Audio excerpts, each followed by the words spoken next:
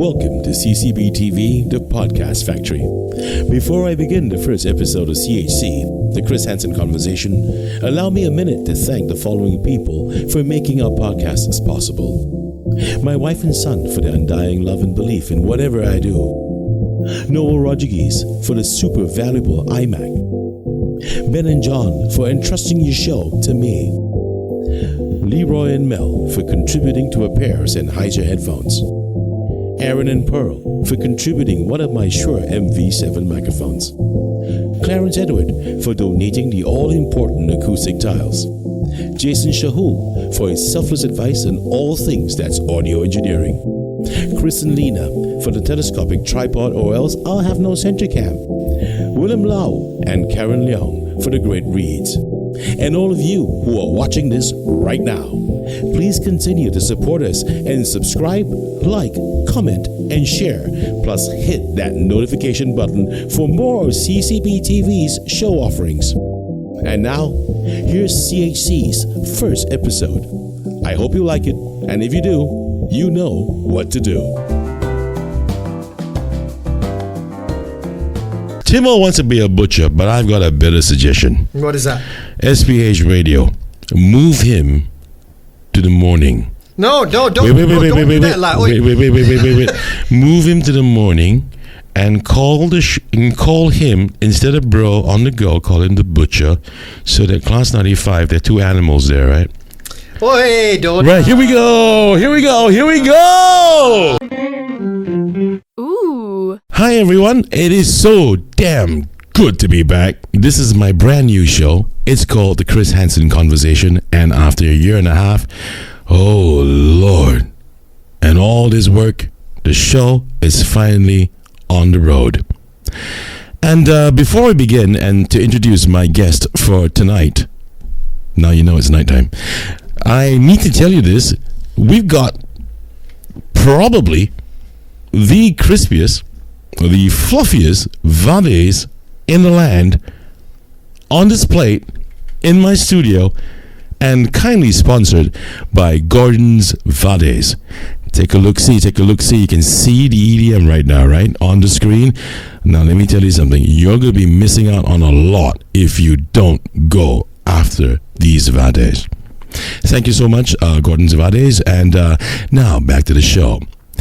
We know who this guy is. He has this show called The One Way Home, but today he couldn't get home. I accosted him, dragged him by the damn ankles, brought him right here into CCBTV studio, and you know him as a bro on the go, and he is Timo! Oh wow, what an introduction. Thank you very much for that, Chris. I gotta make sure I put in a fanfare for you, in post. Yes, and the best thing about that intro is that you are using your voice of God. Chris has this beautiful, what we in radio refer to as the voice of God. He's got that deep baritone, that resonance when he talks. Right? Wow. And it makes all the difference. These are the voices that they always use for voiceovers, for, TV commercials, for like the movie trailers and things like that. So it always makes a huge difference when you've got someone with that kind of voice actually introducing you. You know something, you only could see the hair under the hat right now. But thanks so very much, man. It was really kind of you. That's actually one of the reasons. I mean, earlier on, just before we started, we were talking about why I'm not actually using my cans, the headphones, right? And one reason, of course, is because I just got off radio and I just spent the last 4 hours with headphones in my ears, so I didn't really want to wear them. And another reason is because I knew, right, if Chris talking into the microphone, I would be too distracted by his voice, right? Because he's got one of those voices, right, where if he talks, ladies careful, if he whispers in your ear, you'll get pregnant. Wow. The mere sound of his voice. Pregnant, huh? Yeah, they call that an eargasm. Oh, eargasm. I didn't know these things could travel like osmosis right into the ears, and then after that goes on somewhere else and someone gets impregnated. Clearly, you've given this some thought. You have given this some thought, Chris. No, as a matter of fact, my mind rolls that way. When people throw things like that at me, my mind rolls that way somehow. I've got a dirty mind. But yes, thank you for VJ the DJ. VJ the DJ, man. The DJ. He owns Gordon's Vade. Yes. Oh well, he's one of the franchise, one of the franchisees for Gordon's Well, thank Vades. you, VJ, for the wonderful Vades.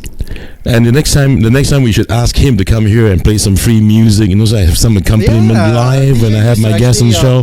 Do a dance program for OneFM, the station I'm at, right? Like that kind, yeah. So. Well, I don't think he's on anymore, though. No, he's not. But he can come and do on this show. Like, well, yeah, I would. Yeah. VJ, if more than just the Vades, we like VJ the DJ and the Vades here. Yeah. The next time around. And then every 7 minutes, right, you know, during this particular show, we can stop for like a 7-second dance break. I want to ask you something, man. First of all, thank you for being on the show. Thank you for having me. In your own words, who is Timo? In my own words, who is Timo? I have spent 44 years answering that question, trying to answer that question at least. He's just a guy, dude. Really? He's just a regular guy who never wants to grow up. I've got that Peter Pan syndrome. Mm-hmm. I'm that kid, didn't want to grow up, teenager, still didn't want to grow up, adulthood, still didn't want to grow up, became father, still didn't want to grow up, you know? I think, you know, that is probably my wife's biggest gripe, is that now she's got to deal with 2 kids, right? And sometimes she forgets which one is more mature. Well, you know, I think it's great for your boy or girl? Boy, right? You so have he's a son. 5. So for her to even question which one is more mature, that says something about me. But I think your son's probably having a great time. Don't you think? If he's a dad that wants to just keep going on young as the years go by. It'd be great for him. I think maybe now, but at some point, I think he's probably going to outgrow me, or rather out-mature me. He'll be a teenager, and he'll be like, my dad is so immature. You know, I'll be that dad that he's embarrassed to bring his friends home to me. Holy shitballs. That's what my son sometimes think of me, I think. Yeah. I mean, to be honest, back to your question about who is Timo, I think I spent such a long time of my life, you know, with my career and the personality, my work, just blending so much into my personal life. Right. That for a long time, I couldn't draw a difference between the two. Okay, because I mean, when you are in radio, and I guess specifically radio, I don't like to use the word radio personality, but the fact of the matter is, a lot of, you know, what you project out over the airwaves, that character, a lot of it is going to be based on who you are, right? Because that's the easiest thing to do. Right? Okay, but are you saying then that's you? That's great. Respect. But how about the others? Do they portray who they are? The persona on air and the persona face, you know, as they are. I think one and the same. I think most people do. Really? Because it takes a lot of, I think, you would have to be a really, really good actor to be able to just be completely different once you switch off the mic and who you are when the mic is on. But what would the broadcaster, any broadcaster for that matter, and they know these guys worked for them. Yeah. And wouldn't they tell them, look, listen, man, we have earmarked you to be the person for the next 2-3 years. Does that happen? In the first place, before I go on? I think sometimes the powers that be, when they bring somebody in, they have ideas. Yeah. You know, they have hopes, they've got dreams, they've got ambitions, you know, for the person that they brought in. But, I mean, at the end of the day, you don't really know till the person starts. You know, you may have an idea. Oh, this person, he's going to take off with the public, right? Because he's suave, he's dashing, and all this is going to carry on air. But this guy, you know, may not necessarily like, you know, being pigeonholed into that particular facet. Would he be made to pigeonhole himself into that particular mold that they want him to be? So you're asking about how much control the bosses have? Okay, so I don't, at least in my experience, I've never really been told, oh, you must be like this, you must be like that. For me, it's always been the opposite. You can't do this or you can't do that. Okay. And for a long time, it was, but, you know, there's more to me than just these 3 facets, right? But they're like, oh, maybe, you know, it doesn't quite suit the station image. It doesn't suit the demographic that we're targeting. So supposing, Chris, you've got 5 different characteristics, Right. okay, that you're very comfortable with. That's schizophrenia, man. Yeah, they might say, okay, well, out of the 5 that you have, let's just go with the 3 because the other 2 might clash with what we're. Are you kidding me? You mean? Do they really do that? You've got 5 personalities, and we can only deal with 2. No, at the most 3 of that. Well, they won't say that straight out to you, lah. No, but do people? For instance, okay, I give you another example. Yeah. When I came on board, when I started radio at a station a long time ago, I don't really want to say which one, but I have always been very corny. My type of humor. I'm corny. I'm lame. That's me. You know what I mean? Okay. I will. At the same time, I can also be very sentimental. Okay. Even in my music taste. But I've also got a rocky, edgy side as well. There are very few people in life who are just very one-dimensional, right? But you can also understand that when you're trying to portray somebody on air, Right. Or you're trying to push a particular personality. You want to go with simple, right? Yeah. You want to go with, okay, this person is this person is this person is this. Despite the fact that maybe actually, people are made out of many different facets. Right. I can be this, but at the same time, I can also be this. Right. Right. And I guess for simplicity, Right. they would rather you just stick to a bunch of core facets, Right. and then sell you based on that. Right. Yes. So basically, when he selects someone to be a radio personality, Right. they have in mind certain, as you keep using that term, facets. Certain facets. Or characteristics. Okay, fine. Yeah. Characteristics, right? And how it exudes out of their personality types, right? Yeah. And they have a particular set of these types in mind already. I think they obviously see it in you first. When they talk to you, Sure. before they even feel that. Sure, but if someone's brimming of personality, right? Yeah. I mean, it's very hard to dissect someone with great personality. Yeah. And this guy's great. It's going to be great on air, for example. And expect that person also to be compliant to things that the bosses want, Yeah. isn't it? So it's very hard to have both these characteristics I think, yes. come to answer together. your question, it is very difficult, but at the end of the day, it's all moot if the audience doesn't like you. Because, this particular person may have been hired because they spoke well, they had a great voice, they seemed really charming when they spoke to the bosses. But the audience just can't stand the guy. So, on paper, this person has everything, Right. everything you would want, Right. not just in a DJ, but in a DJ in this particular radio station. But maybe for some reason, the audience just didn't take to the person. Right. Right? Or perhaps these characteristics that you see and you talk to someone and go, oh, Chris, when I talk to Chris face to face, he's brilliant, he's great, he's funny, he makes jokes, But then I put him behind the microphone. The show my bomb. Exactly. Because My show my bomb. Okay. no, not just using an example. I know. Even now, when I've been tasked with training, newbies, right? Right. I think you've also recognized, you've seen the media in a really long time. This current crop, there is a current crop of radio DJs who have just been doing this for so long. So long. And that you're wondering, where is the next generation? Yes.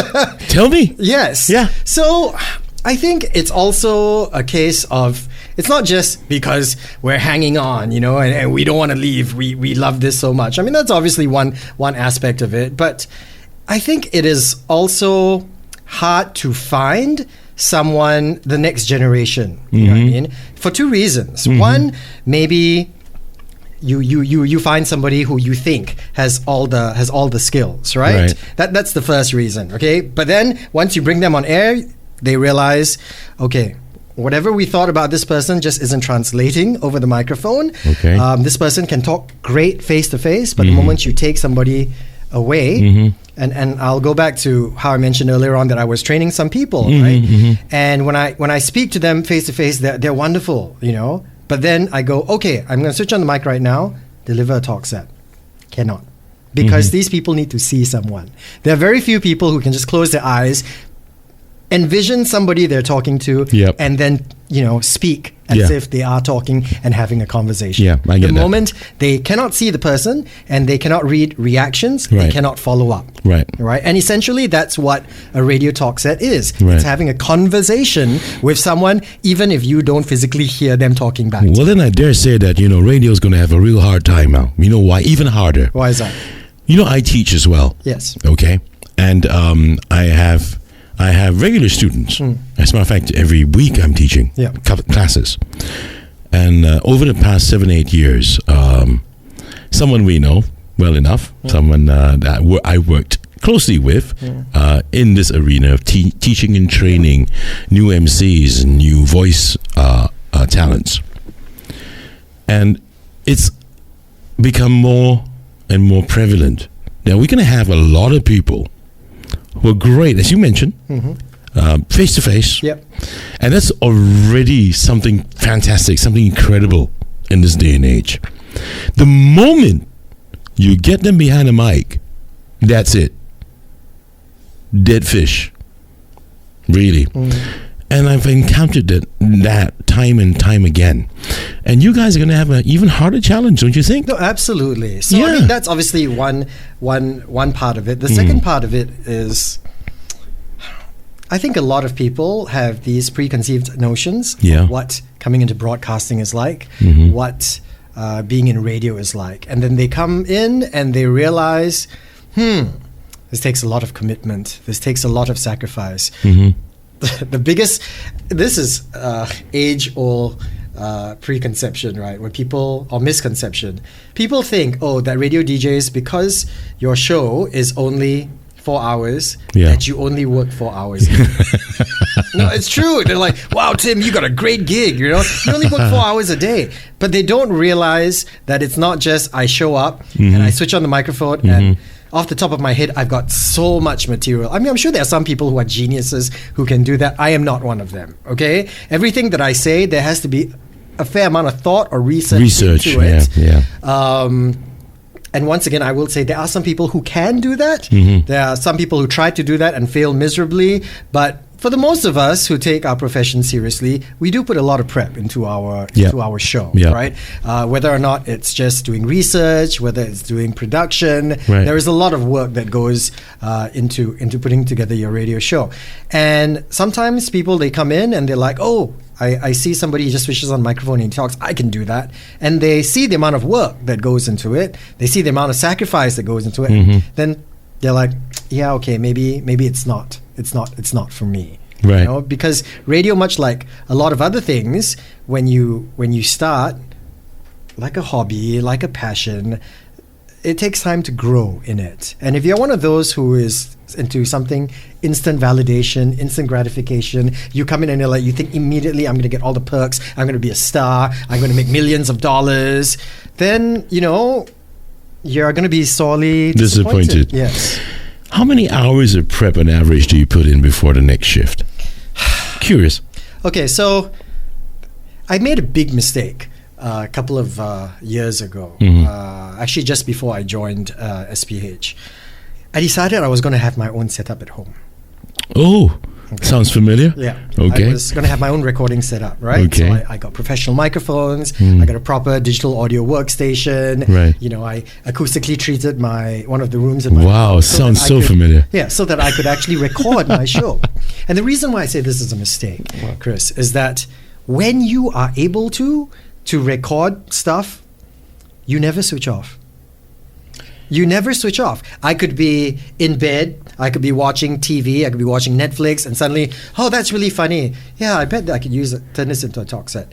You know what? Yep. Let's turn it into a talk set. And then at 3 a.m. in the morning, I get up and I walk over and I start recording and I wake my wife up, So, unfortunately, because of that, it's very hard. It's hard to just switch off.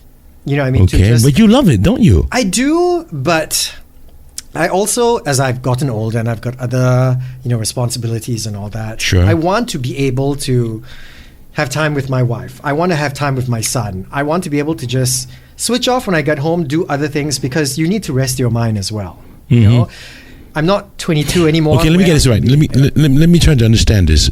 You got all that setup at home done, and still working as a radio DJ. Yes. Okay, that's mad. Yeah. Okay, I get that. So the funny thing is, I also told myself I've always been the kind of DJ that likes to prep a lot in advance. Right. Okay, I always feel that the more bored I am when I'm in the studio, the better a job I've done preparing for my show. Do you get what I mean? Yes, I do. Because everything has already been settled. There is no unpredictability. Yep. You know, I'm not going to get caught off guard. Yep. I'm not going to run the risk of, that talk set didn't come out the way I wanted to. Right. And you know what I mean? There are pros and cons. You know, sometimes there is magic in unpredictability and stuff that is unforeseen. But you know, I've also, as I get older and I feel I'm not quite as quick as I used to be, I like to be certain of what everything is going to sound like when it actually goes out on air. Yeah. You know? Yeah. So there will be times I might ramble and I might go off on a tangent, but more often than not, I know exactly what I'm going to be talking about, when I'm going to be talking about it, to some degree, how exactly it's going to sound in every single talk set over the next 4 hours before I even step into the radio studio. There's nothing wrong with all that, man. All you said was sweet. That's stuff that I would, man, I respect people who come in to a show fully fucking cocked. Yeah, okay. Fully fully fucking cocked. Yeah, okay. Fully pumped and prepped and ready and good to go, right? And that's the way it's supposed to be. What's wrong with that? You make it sound as if it's wrong. No. I think just too much work. There should be a certain amount of prep. Yeah. But I think there should also be limits, because if you don't put limits on how much time you're going to be spending on anything, then something else is going to. But it's being sacrifice. Professional, isn't it? I mean, absolutely yes. But being professional is okay. So once again, when I was 22 and work was my entire life, I got that. I was like, yeah. It's work first. I'd never switch off. Right. But I'm not 22 anymore, Chris. I'm 44. Right? Still young, bro. I'm 44. Yes, radio is still a big part of my life. Holy shit balls, bro. Let me tell you something. Let me wind the clock back to 44. I would give anything to go back to 44. Do you know how old I am? 23. Oh, yeah.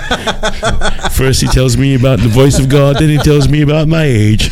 But you just gotta love this guy, don't you think? The point I'm trying to make is that, I do wish sometimes that I could switch off.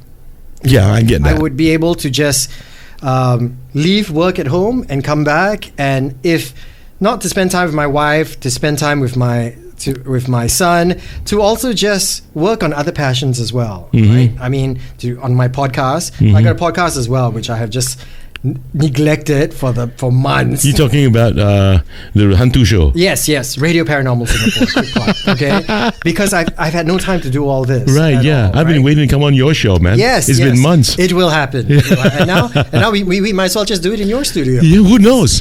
Good idea, actually. Yeah. Why not? Yeah, I welcome you back anytime. Thank you. Even if it's for your own show. Anyway, thanks for sharing all that with me. I mean, it's kind of insightful for people out there, those guys in the polytechnics who think you're in mass media today and that life's gonna be so fucking rosy. Sorry if I could just interrupt, right? Sorry. I don't mean when I say all those things to try and, negate or discount, the need for you to be fully prepped and to work before your show, okay? You should totally put everything that you have into your show, okay? But this is something that I told myself I was going to do when I hit, 37. Actually, when I left my former employer, okay? And I said one of the biggest mistakes that I made was that I did not put a separation. And this goes back to one of the very first work-life balance, you mean? Yes. To one of the first questions you asked me tonight, and that is, who is Tim? Right? Yeah. And I said for a long time, my professional life and my personal life just blended so much into each other. And the reason why I say you should never let your occupation and your work completely consume you and have nothing else outside of work is that if work is your life, if your job is your life, if you had a bad day on the job, you would have a terrible life at the end of the day. But if you separate them, and you are also, you're also a person who enjoys playing video games, hanging out with his friends. You've got a loving relationship that you've got that you also put, a fair amount of your priorities into, right? If you have a bad day at the job, you still have other things that happen in your life as well. Okay? Same way, for me now, if I have a bad fight with Sabrina, with my wife, but I had a great talk set, it kind of evens out. I don't feel completely miserable when I go to sleep. There's a balance, night, right? Yeah. Or if I had a miserable talk set, everything screwed up when I was on shift, but my wife made me a great meal when I came home too. You have balance. You've got something good to kind of even things out. I mean, sure, there will be days where you have fights with your partners, and you had a terrible, day on the job as well. But that's less likely to happen than just having one bad thing going on or in one part of your life, right? And I think people realize this only way too late, and if you only focus, it's like putting all your eggs in one basket, right? If everything is bad in that one particular aspect and you made that aspect your whole life, then it's going to lead to things like resentment, bitterness. You get tired, you get depressed, and once again, as I get older, mental health and mental well-being are more important things to me. Yeah. Okay, words of wisdom from Timo. But just to let you know, in a nutshell, for the young people out there, just don't be a slouch, whatever it is. Work-life balance, but don't take that overboard, okay? That's my worry. Anyways, let's talk about ambition. Ambition. When you were in school, which schools were you from? Let's talk about primary school, secondary primary school. Okay, so I was in a few primary schools. Yeah? No, I didn't get kicked out before you. I started off in Rosyth Primary. Oh, okay. Okay, for a couple of years. My Smart dad, kid. No, it's just close to my house. Okay, but Rosyth is one of those schools, right? Right, way up there. I was only there for 2 years. Oh, okay. I was only there for 2 years because my father worked in the Ministry of Foreign Affairs. Mm-hmm. He was a diplomat. So then I moved. I went overseas. I went to Indonesia for a couple of years. Mm-hmm. Came back just in time for PSLE. I can imagine years in Indonesia, coming back for PSLE is like a culture shock, isn't it? Absolutely. Yeah. I went to an international school, which is a little bit more slack than. At least my experience in international school was more slack than our curriculum in Singapore. So I did a couple of years, did my PSLE in Serangoon Country Club. Next to Country Club, Serangoon Garden South School. Because I was a gardens kid, right? Okay. And then after that, for secondary school, I went to St. Andrews. Oh. Yeah. Okay. I went to St. Andrews. After that, I went to Nyan Poly, did mass communications. Yes, and that's kind of, where my radio journey began. Okay, but when you were in school, let's talk about secondary school. Let's not be ridiculous and go all the way back to primary school. Have you ever harbored any ambition to be on radio one day? No, not when I was in secondary school. I can tell you exactly the moment where I thought I wanted to consider a career in radio. Mm-hmm. I was actually in the Polytechnic for 1 year before I went to mass communications. I went to computer studies, right? And it was the stupidest reason why I chose to go to computer studies. I had my option between going to mass communications and going to computer studies. In my mind, I really thought I would be spending 3 years in the Polytechnic if I went to computer studies playing computer games. Yeah, that's what. Hey man, come on! At 17 years old, you ought to have known better too, right? No, I was like, ooh, I could be a hacker or something like that. Play computer games. If I go mass communications, sounds like there's a lot of writing. You're fucking kidding me, right? After 1 year, when I realized I was not playing any video games or computer games, I was struggling with math. That's when I chose to go to mass communications. So you changed course.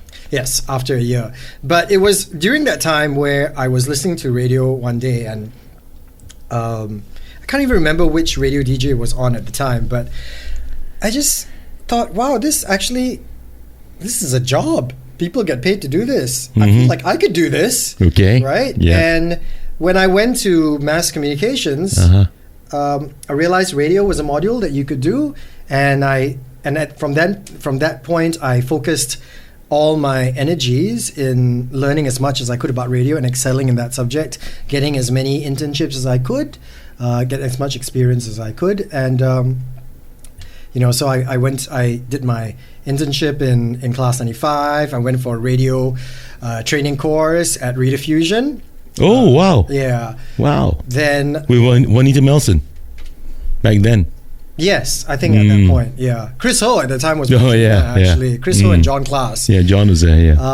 And then after that, I managed to get myself internships in Cambodia because my dad was still, a diplomat at the time. So I was just doing do what? In Cambodia, do what? Internships at radio? Yes. In Cambodia? Yeah. Holy so there was crap. a newspaper and a radio station my dad managed. It must have been fun. It was quite. Yeah? It was quite. Any rules governing anything there? Yes. Well, actually, no. Not that there are rules. There were no rules. So, oh, man. Heaven. Here in most radio stations and Singaporean radio stations, in fact, most professional radio stations, their playlist lah, right? Yeah. You shouldn't play a same song within how many hours. Yeah. Over there, as long as somebody asks for the song, you play it. Yeah. So you could play it 3 times in an hour. You could play it 7 times in 3 hours. I've heard the those. one song I played over and over again? My heart goes sha-la-la-la-la. Oh, gosh. Sha-la-la. The whole time. In 3 hours. So, but I mean, that was they, fun. They've got that going in Brunei as well. When I was there for NS, right? I'm talking about NS man training in Temburong, and the radio plays, at the SCF base that we've got there. I'm not going to mention names. And the DJs there, they play the same song, same thing, like 3 times in an hour. And at that time, it was Destiny's Child. Good God, down, over and over and over again, like it's on a loop. Yep. Yeah, it was nuts, but it's fun anyway. In a certain sense, because you don't have regulators breathing down your neck, right? Yeah. So you could say things, talk about things. Yeah, I think it's kind of fun.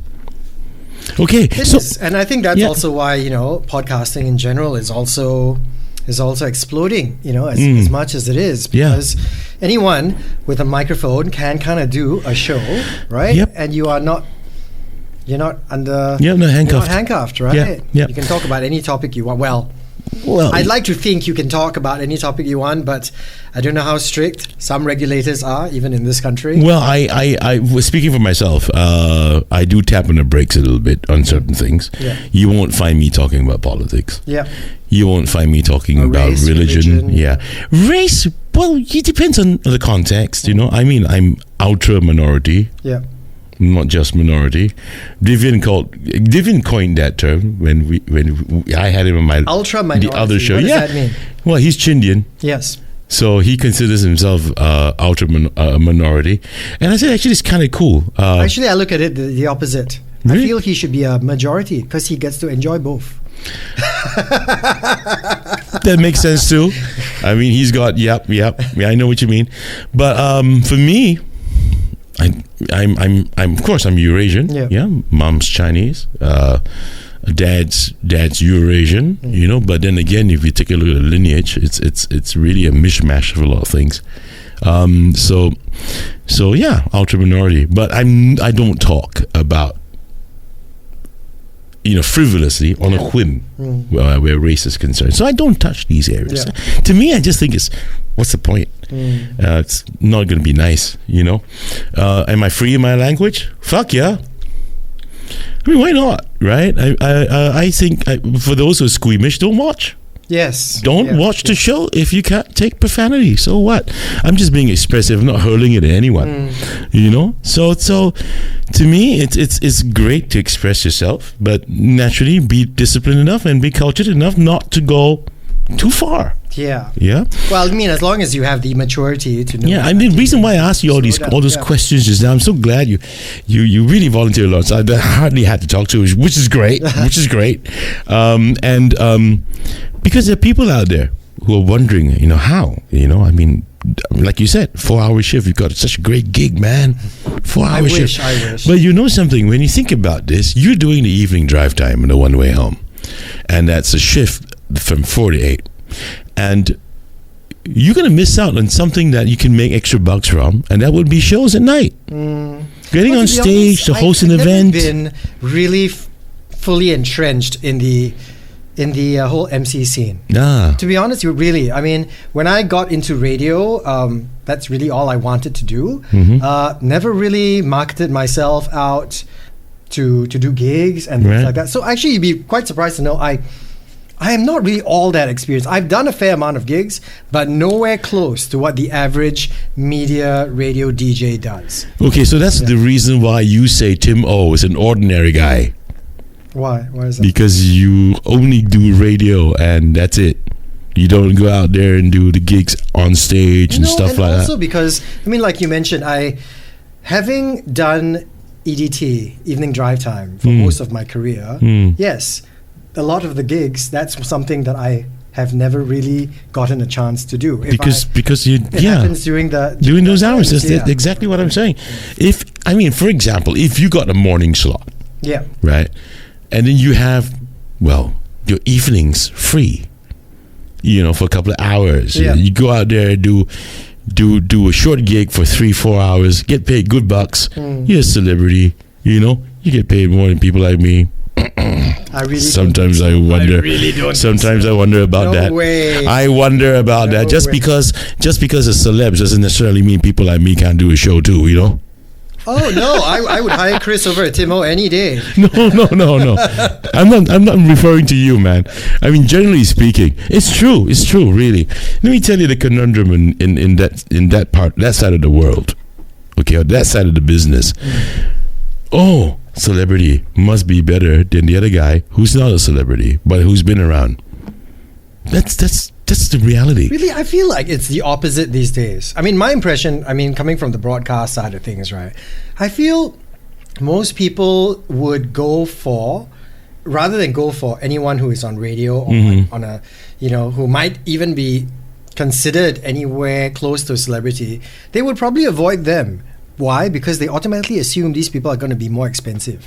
Well, they do assume that, but the bigger boys would rather go for someone who is just a full-time MC than someone who dabbles in broadcast. But they are the big boys, the big boys who's got the moolah. Yeah. And they would go and they would spend that money. You know what I mean? And I think the biggest mistake they make is that they hire the influencers to host events. I mean, come on. Right? So sometimes I wonder, stop being so shallow and get people for what they are and how they do their work, how professional they are and how they get the job done, and beyond expectations, especially. Right? And not just take on because, he's an influencer. Do you see how many followers he's got? That's not the point, right? The point is about the work that people do, that these people do on stage for you and for your objectives.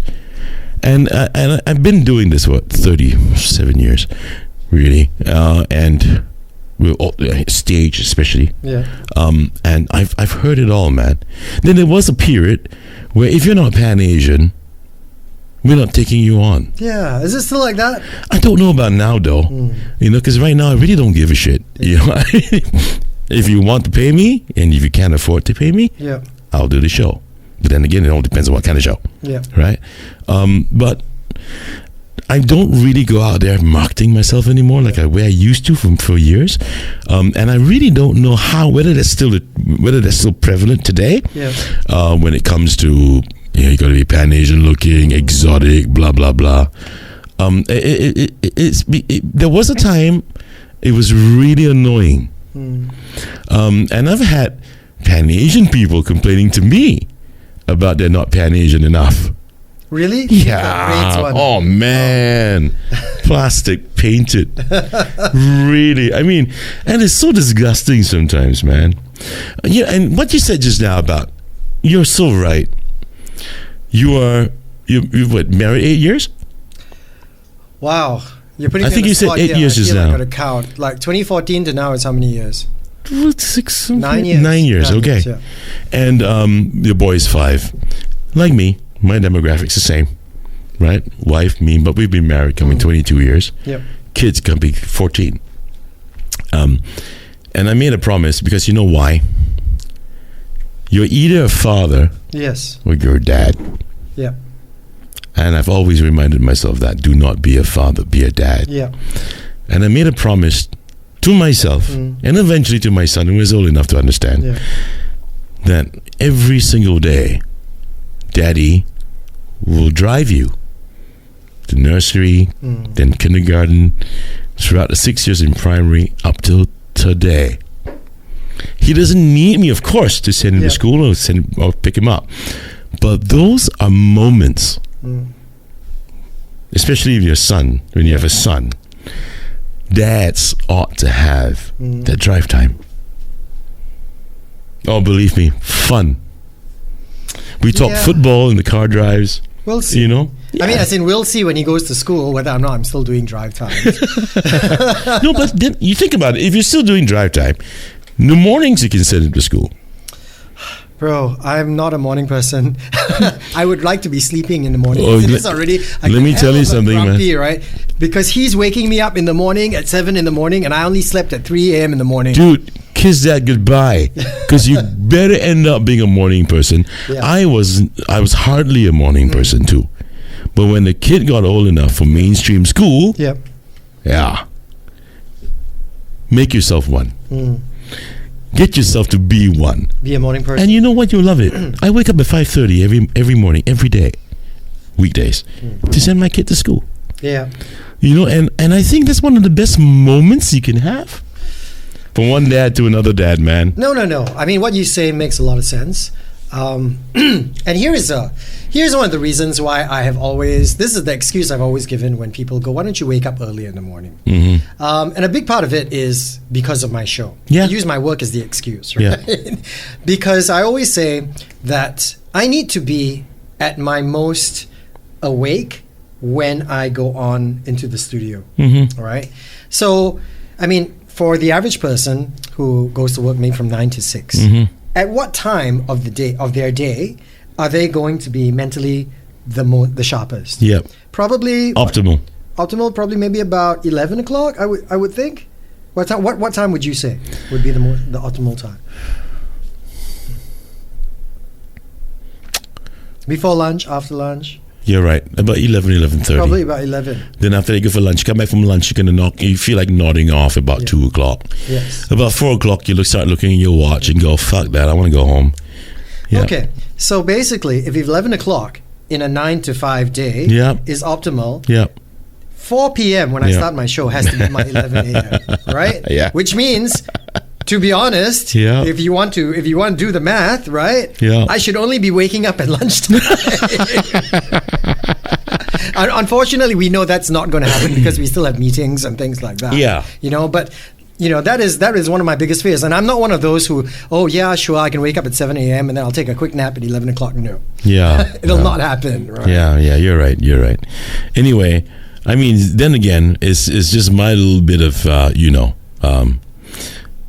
suggestion, or rather my little bit of offering to you. No, and it makes a lot of sense, to be honest. Chris, I think at that point of time, I don't know if my bosses are listening, when Charlie starts going to school, I want to maybe move to another show. Not the morning show, please. No, God, not the morning show. I have learned that when I make wishes, right, I must be very specific with my wishes. Which shift? 10 o'clock? Maybe a lunch show, maybe, a lunch or an That's afternoon. That's kind of sweet. 10 to what, 1? 10 to 1, 10 to 2. That is the best. You get the best of both worlds. You get your mornings, your afternoons. I think so. Movie screenings. You get to host gigs. But then I don't know whether I'll be too old to host gigs. Never too old to host gigs, man. Be like, Tim, too old for the market already. which now that you've mentioned that, and I think it's getting late, so I'm going to just come to this bit of the show. It's part of my notes anyway. Life after radio, man.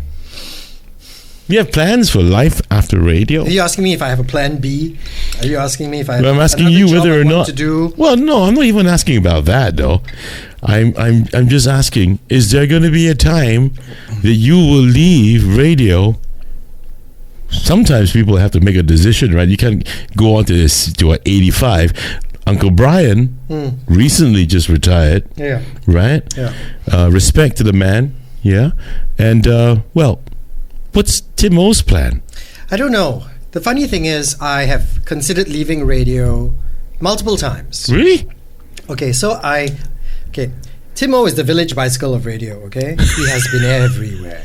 Okay, no, literally everywhere. Really, every station, every broadcast station, every music English radio station, ever, including those that are no longer in operation, like Lush. You name them. 987, Class, Radio Gold, Heart, Lush, Radio Heart.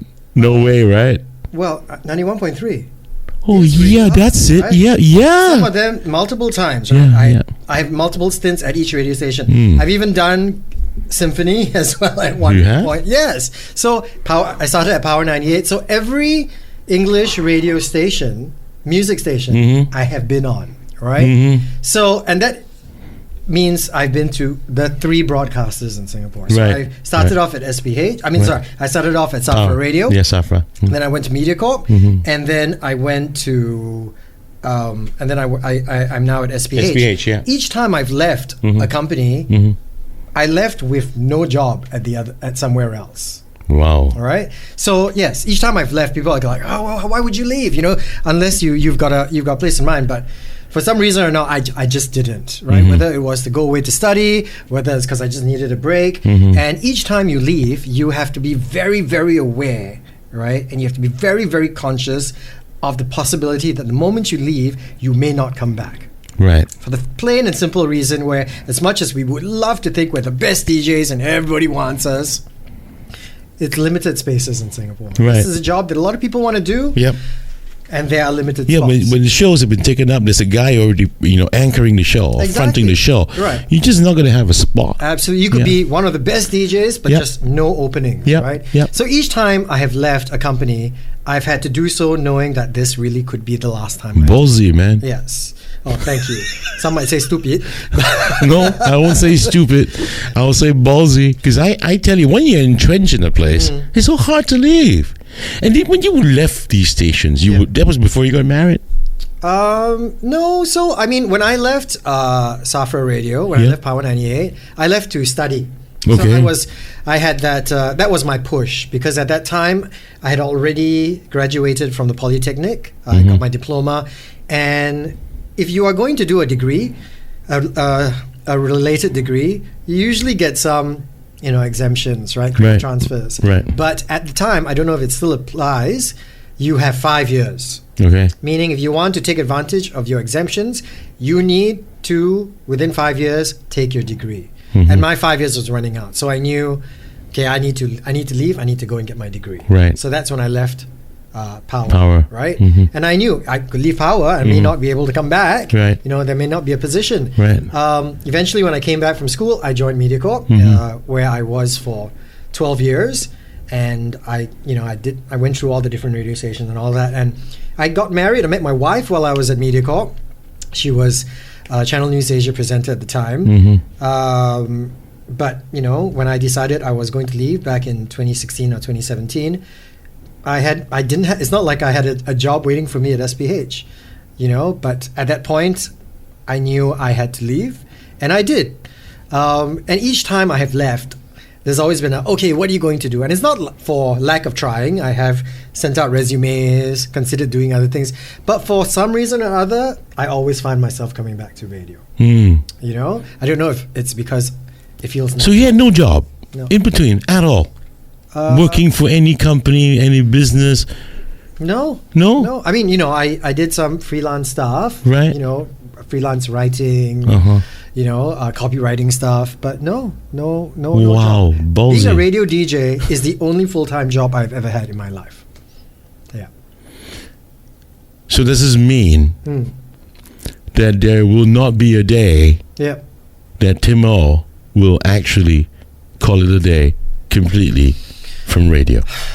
I'm sure one day I'm probably going to be too old, or some other responsibility or commitment might need me more. If I wasn't a radio DJ, what would I like to do? Yeah. Life I'd be after a butcher. radio. What? I kid you not. People all give me that same. What the fuck? Look at the expression. What on his the fuck, face. bro? Look at the expression. On his face. I want to be a butcher, right? So we got these like skills future points, right? What? I really want to take a. What's the drive for you wanting to be a fucking butcher? Because I fucking love meat. Right? And I feel, if I'm going to eat meat, I should at least know how to butcher meat, and I should know more about it. And I really do. You're not shitting me about this, are you? No, I really Really? In fact, you want to. You got skills future points we don't take together. No fucking. I'm not. Do I? Okay, I know I look like a freaking butcher, yeah, but I have no Wouldn't you freaking. look great in I a do not butcher's have a apron? calling to go and chop freaking meat up, yeah. Yeah. No, at one You're point welcome to it, man. I was looking, at one point we were also considering maybe moving to New Zealand. Mm. All right. And when And I rear was sheep. looking at being a butcher, Oh, I wanted gosh. to open a butchery, like a butcher shop in New Zealand. That's the weirdest damn. Why? I've never heard of anyone. You know, when I get older, I just want to be a butcher. I want to go and be a find butcher. little fucking cows and. No, well, I wouldn't be necessarily. That's what a real slaughtering butcher them. does. No. That's the slaughterer at the slaughterhouse, right? I don't want to work in an abattoir. I want to No, work man. in my, I don't know about New Zealand though, because I know in Italy they slaughter the cow too. and then after that. Yes. They butcher it They after that. rear the cows Yeah. too. They slaughter the cows. That's okay. I would and get then too they. sentimental. I don't know if any vegans watch this show, and they're gonna go, "What the fuck? We're gonna get real, slimed online." But that's reality. I mean, Yeah. butchers exist, and Timo wants to be a butcher. Exactly. Like Is there real such? meat. But there's no. I don't think there's a course for. there is butchery course. No way. No, there you went to check is. it out. Yes. Using your skills future. Yeah. There really is. Yes, there is a course. Yeah. There is definitely a course. Yeah. Oh boy! Well, I hope you really you spend the time Yep. and get that certification to be a professional butcher. One day, and maybe I'll do a radio show on butchery. Butchery FM. And every talk set will be about a different cut of meat. Oh boy! Even I've thought about this. Even my intro, instead of "How you doing" will be "Wagyu doing." Oh gosh! Cheesy. I do like that moniker, bro, and the go with Timo. Oh, thank you very much. There's a ring to it. It's kind of nice. Thank you. I appreciate Yeah, it. and the One Way Home is a pretty good name for the show too. Thank you. Did I you thought come of up with it. that? Yes, I did. Oh, good. I was very proud of it actually, because I came up with the One Way Home when I first was brought over to OneFM, and Mm-hmm. I've always been the kind of DJ where I like the station name in the show. Right. You know what I mean? Because I feel that if you have a good name, Mm-hmm. and a name with legacy, it doesn't matter which DJ is on, the name can stay. And at the end of the day, that show should be more important than the person who is actually hosting it. Right. Right? And that is specifically why I called it the One Way Home. Yeah, but I've always liked the Morning Express. It's dead now. Yes. But that is a good example. It's dead now because so they use that with that particular example, right? yeah. For the longest time, it didn't matter who was on the Morning Express. It was Right. still the Morning Express. yeah. It didn't matter who was on lunch break. It was Yeah. still called lunch break. Yeah. We're talking about Class 95, by the way. It didn't matter who was doing, the music marathon. It was always the music marathon. And I feel that if you are going to commit to a program, you should build that program in Yeah. a way it will have legacy, no Yeah. matter who is And doing it. permanence. Yes. And so this is where I come to this part, just to end tonight's show. Timo wants to be a butcher, but I've got a better suggestion. What is that? SPH Radio, move him to the morning. No, don't Wait. do that. Like, Wait. Move him to the morning and call him, instead of bro on the go, call him the butcher, so that Class 95, there are two animals there, right? Oi, don't. Right, here we go. Making me feel sheepish. Get it? See what I did there? Sheepish. Yeah. Okay, everyone, this has been the Chris Henson Conversation. I hope you guys enjoyed the first episode. It's really, really good to be back, and I'm so glad that on the maiden episode, I actually have Timo in studio with me. Thanks so much, Tim. I really don't know what we talked about tonight. I don't know. When people look back, or like when I go, what the fuck were these two people talking about? What was the show about tonight? I really don't know what to tell her. Yeah. What was the show about? So it sucks, doesn't it? We talked about butchery, we talked about Vade, we talked about being dads, but was there a theme you wanted tonight? No? I hardly have any. Okay. It's just me sitting there. I've got questions, sure. I just want to find out basic stuff. But my guests start talking, and when they start talking and they go on talking, hang on, he didn't have. I don't need to ask anything. The conversation would end in another 3 Oh yeah, I had a show where there was 2 bottles were wiped out. Yeah. In an hour, man. What was it? And Bernard was on it. Oh, of course. What a show! Yeah. There was really no direction. What was the alcohol? The alcohol was by the Orientalists. Michael Liu was one of the guests together with, and Michael brought along the booze. That's why you invited him, right? Michael, he knew he was going to bring booze. Well, it was Dennis Fu's idea, so. So it was really fun to have those 3 guys were together with me, and we were really doing the show, and no direction, man. But it was good fun, and I think viewers enjoyed the episode. Yeah, I'd rather have this kind of conversations and anything is planned, produced. Yep. And then what? Yeah, people will go, oh, this is so produced, it's so planned, it's so structured, it's so formatted. There's no flair, man. Well, I think that's also the difference when it comes to say broadcasting and when it comes to doing a podcast, is that you have a lot of leeway to stretch out. You know what I mean? Yeah. Because if I need to take a break as a listener, I can pause and carry on later. Exactly. Right? You don't get to do that when you're on FM broadcast. Yep. That's why all the DJs have to keep everything really short, concise, hence produced. And brevity is key. Yeah, because they need to put everything in those 30 seconds with your attention. Tough, man. Tough job. Yeah. Tough job. But not really true entirely. We know CCBTV belongs to me, and we've got. I'm going to be shameless here. I'm going to shamelessly plug this in. Okay. 442 Dudes. Tonight, as a matter of fact, we've released our 2nd episode, and that's formatted, man. Oh, is it? Oh, I formatted that show. It has to be formatted. So that we know what we're going to do. We're going to give you match reviews, then we give you match predictions, and after that we go into football news all over the world. Things that's notable to be mentioned, and then unpopular opinions in the end. Stupid referees, 3 red cards in one freaking game, that kind of thing. You know what I mean? So that one has to be formatted. So not entirely. I mean, I think it's great when you have the structure and discipline, so to speak, of radio, formatted radio, into a podcast for certain shows. Yeah. And for certain shows, we go, hey guys on radio, hey Timo, look at me, I'm talking shit today. You can't do this. I can do this. You know what I mean? Yeah. So it's that's the freedom we get. Yeah, sure, for shows like this. But it doesn't mean that we don't have any that we don't structure or format. Okay. Yeah. See, I was about to say goodnight, and after that, right. Here we go. I was going to ask for another Milo, and then I can get you another Milo, man. But right now, we really have to say goodnight, and it is nighttime right now as we're shooting this episode. Do catch us for the next release, okay? And I'm going to publish the next show of the Chris Henson Conversation, CHC. Sleep tight, because I need to change my underwear right now. Good night.